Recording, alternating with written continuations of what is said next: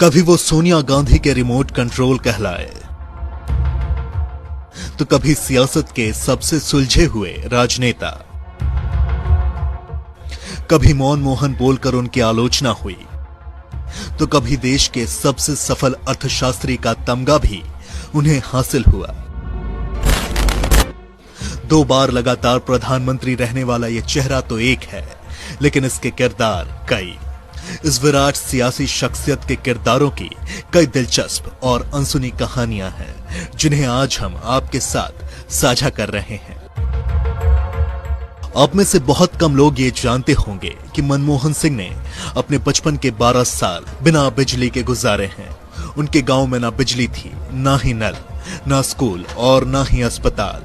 मनमोहन सिंह अपने गांव से मीलों दूर पैदल चलकर एक उर्दू मीडियम स्कूल में पढ़ने जाते थे।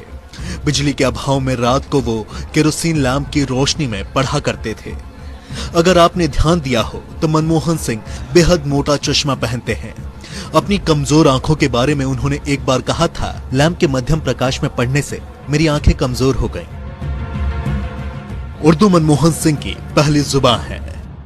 जब भी उन्हें हिंदी में भाषण देना होता है तो वह उर्दू के ही बड़े अक्षरों में लिखा होता है। मनमोहन सिंह को हिंदी पढ़नी नहीं आती है।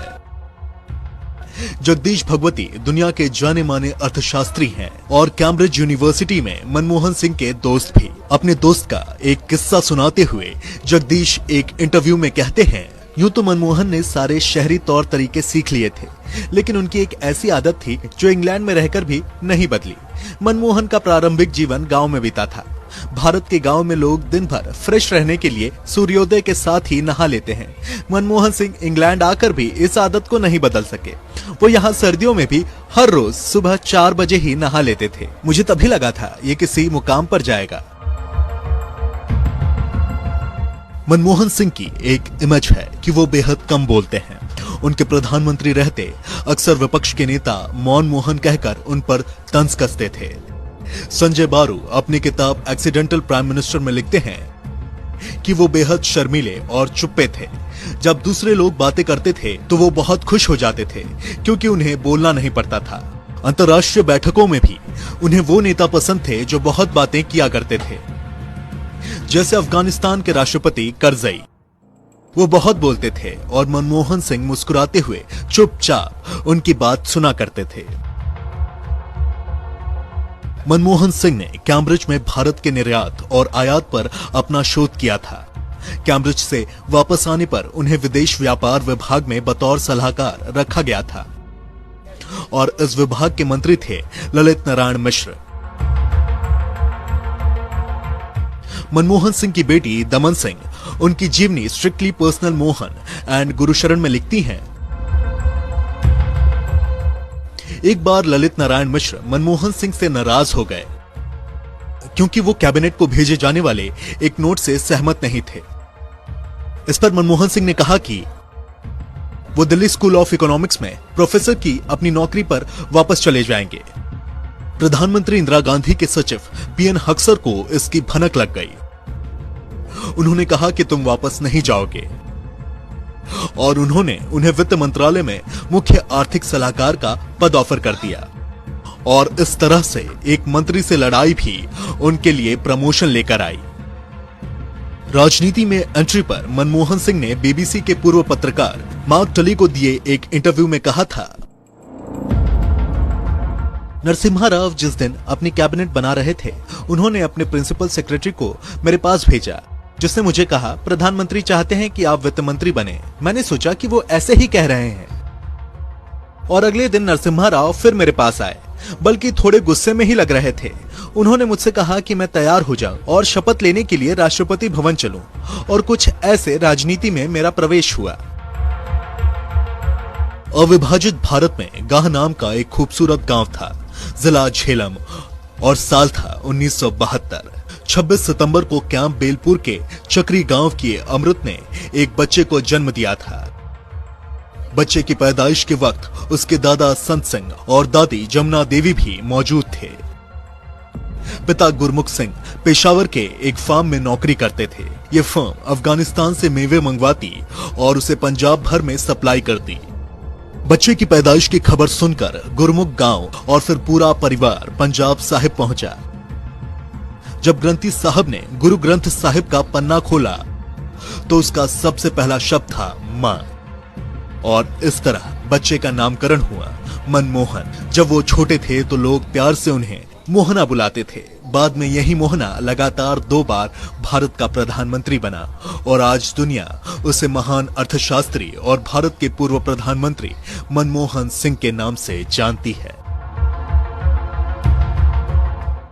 मनमोहन सिंह के भारत आने की भी एक रोचक कहानी है। जब मनमोहन अपनी शिक्षा पूरी कर प्रख्यात अर्थशास्त्री राहुल प्रविश के अधीन संयुक्त राष्ट्र संघ में काम कर रहे थे, तभी उन्हें दिल्ली स्कूल ऑफ इकोनॉमिक्स में पढ़ने का ऑफर मिला। सिंह ने यह प्रस्ताव स्वीकार कर लिया और साल 1969 में भारत लौट आए। मनमोहन सिंह के इस फैसले को लेकर डॉक्टर प्रविश आश्चर्यचकित हुए कि मनमोहन जैसा विद्वान अर्थशास्त्री संयुक्त राष्ट्र की प्रतिष्ठित नौकरी छोड़कर भारत क्यों लौट रहा है। डॉक्टर प्रविश ने मनमोहन से कहा कि तुम मूर्खता कर रहे हो, मगर साथ ही ये भी जोड़ा कि मूर्खता करना भी कभी कभी बुद्धिमानी होती है। और सच में मनमोहन सिंह के लिए उनका यह फैसला बुद्धिमानी वाला ही साबित हुआ। मोहन अपनी मां की कोई याद सहेज पाता उससे पहले ही उसकी मां का निधन हो गया।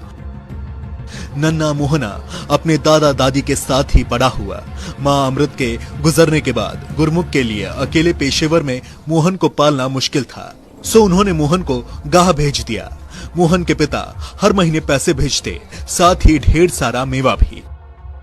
उन दिनों मोहन की जेब में हमेशा बादाम और किशमिश भरा रहता था। एक बार किसी ने संजय बारू से पूछा कि प्रधानमंत्री के प्रेस सलाहकार का सबसे बड़ा काम होता है कि लोगों के बीच उनकी बेहतरीन छवि को पेश करना। आपके लिए ये काम कितना मुश्किल था? इस पर बारू का जवाब था, उनके पहले कार्यकाल में प्रेस के बीच उनकी छवि इतनी अच्छी थी कि मुझे तो कोई मेहनत ही नहीं करनी पड़ी। उनको बेचना BMW कार को बेचने की तरह था। वो कार इतनी अच्छी है कि उसके लिए सेल्समैन की जरूरत ही नहीं है। बहुत कम लोग ये जानते हैं कि मनमोहन सिंह पहले अपने सिग्नेचर में 3 ट्रायंगल का इस्तेमाल करते थे। उनका सिग्नेचर बेहद यूनिक था। वो 3 जगह ट्रायंगल बनाते थे। पहला मनमोहन सिंह का M डालते हुए, दूसरा S लिखते हुए और तीसरा सिंह का G लिखते हुए। लेकिन अब वो M साफ लिखते हैं, पर H और S में अभी भी ट्रायंगल दिख जाता है।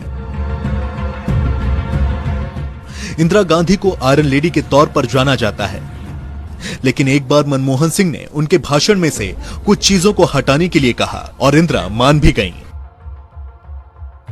इस बात का जिक्र करते हुए खुद मनमोहन सिंह ने एक बार कहा था, इंदिरा गांधी के भाषण में जनता पार्टी सरकार की तमाम गलतियों और उसकी वजह से देश में आए संकट का जिक्र था, लेकिन एक बात मुझे खटक गई कि जनता पार्टी सरकार ने देश का विदेशी मुद्रा भंडार खाली कर दिया है। मैंने इंदिरा जी से कहा, मैडम, विदेशी मुद्रा भंडार बहुत अच्छी हालत में है, इसीलिए अगर भाषण में ये बात आई तो बड़ी किरकिरी हो जाएगी। जनता सरकार से भले ही आपकी जो भी शिकायतें हों, पर यह बात सच है कि वो भरपूर विदेशी मुद्रा भंडार छोड़ गए हैं। इंदिरा गांधी और मनमोहन सिंह का एक और किस्सा आपको सुनाते हैं। जब मनमोहन सिंह को योजना आयोग आने को कहा गया तो उन्होंने मना कर दिया। जब पूर्व प्रधानमंत्री इंदिरा ने इसकी वजह पूछी तो मनमोहन सिंह ने उनसे कहा, मैडम, मैं ब्यूरोक्रेट हूँ, अगर योजना आयोग जाता हूँ तो मुझे सिविल सर्विसेज छोड़नी पड़ेगी और रिटायरमेंट की पेंशन भी नहीं मिलेगी। तब इंदिरा गांधी ने तत्कालीन कैबिनेट सेक्रेटरी से इसका तरीका निकालने का आदेश दिया। पूर्व प्रधानमंत्री बराक ओबामा ने अपनी किताब अ प्रॉमिस्ड लैंड में मनमोहन सिंह की तारीफ करते हुए लिखा, मेरी नजर में मनमोहन सिंह एक बुद्धिमान राजनीतिक और वैचारिक रूप से ईमानदार व्यक्ति हैं। प्रधानमंत्री बनने से पहले ही उन्होंने भारत के लिए असाधारण काम किया है। मैं उन्हें भारत के आर्थिक कायाकल्प के चीफ आर्किटेक्ट के तौर पर देखता हूं। देश की सत्ता के सर्वोच्च स्थान पर पहुंचने वाले वो पहले सिख थे। सत्ता के सर्वोच्च स्थान पर पहुंचने के बाद भी उनकी छवि पूरी तरह से बेदाग बनी रही। उन्होंने पद प्रतिष्ठा और उसकी गरिमा को हर कीमत पर बनाए रखा और लोगों का भरोसा जीतने में भी कामयाब रहे। मनमोहन सिंह के बारे में कहा जाता है कि उनमें भ्रष्ट न होने की विलक्षण क्षमता है, मगर दबाव के आगे वो झुक जरूर जाते हैं। कुछ लोग तो ये भी कहते हैं कि भारतीय इतिहास में मनमोहन सिंह अपने उन कामों से अधिक जाने जाएंगे जो उन्होंने प्रधानमंत्री की बजाय वित्त मंत्री रहते हुए किया है। जवाहरलाल नेहरू के बाद मनमोहन सिंह भारत के पहले ऐसे प्रधानमंत्री हुए जिनके 5 वर्षों का कार्यकाल सफलतापूर्वक करने के बाद लगातार दूसरी बार प्रधानमंत्री बनने का अवसर मिला था। बहुत कम बोलने वाले मनमोहन सिंह कभी कभी अपनी शायरी से सबको चुप करा देते हैं। मनमोहन सिंह की आलोचना करने वाले अक्सर कहते हैं कि 4 दशक से ज्यादा एक शख्स राजनीतिक पृष्ठभूमि पर लगातार महत्वपूर्ण और निर्णायक पदों पर रहने वाले मनमोहन सिंह अवसरों के नायक रहे हैं। अपनी ना कोई नीति रही, ना ही अपना निर्णय। वो एक कठपुतली सरकार चला रहे थे जिसका पावर सेंटर था 10 जन पर।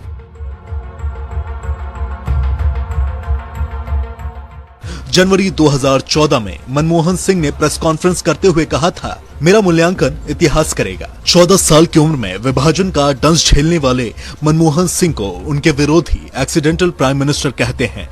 जब किसी ने उनसे पूछा कि लोग तो आपको एक्सीडेंटल प्राइम मिनिस्टर बोलते हैं, तो वो मुस्कुराते हुए बोले, प्रधानमंत्री क्या, मैं तो वित्त मंत्री भी एक्सीडेंटल ही बना था। ऐसा सौम्य और साधारण व्यक्ति जिसने कच्ची उम्र में अपनी माँ को खो दिया हो और फिर भी हंसकर सबको जवाब दे रहा हो, उसका मूल्यांकन करते वक्त इतिहास क्रूर तो बिल्कुल नहीं होगा।